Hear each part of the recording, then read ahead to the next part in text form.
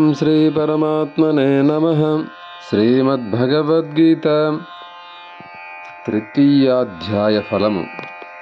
పూర్వము జనస్థానమను నగరమున జరుడను బ్రాహ్మణుడు ఉండెడివాడు.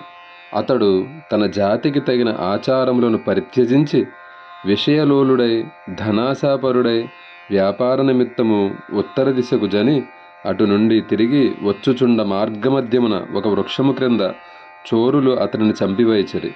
పాపాత్ముడొకటచే మరణానంతరము అతడు పిశాచ రూపమును పొందెను.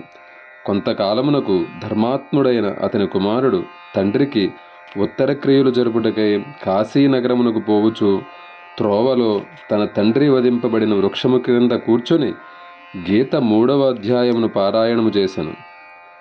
తత్రాధ్యాయం స గీతాయాస్తృతీయాం సంజజాపః.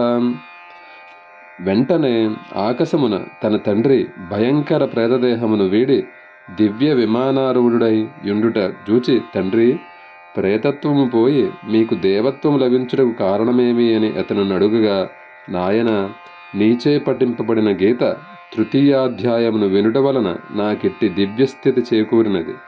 ఇక నీవు కాశీకి పోనక్కరలేదు. ఇంటికి వెళ్ళి ఇదే ఉపాయముచే అనగా గీత 3వ అధ్యాయమును పారాయణము చేయుచు తద్వారా లభించిన పుణ్యమును ధారబోసి మన వంశజులందరినీ నరలోకము నుండి ఉద్ధరింపము అని పలికెను. కుమారుడు అట్లే చేశాను.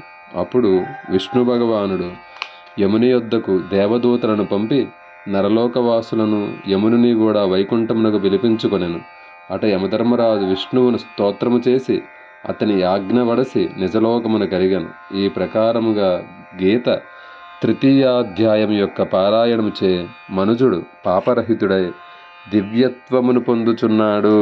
హరి ఓం. సర్వం శ్రీకృష్ణార్పణమస్తు. గీత తృతీయాధ్యాయ ఫలము పాపరాహిత్యము, ప్రేతత్వ విముక్తి.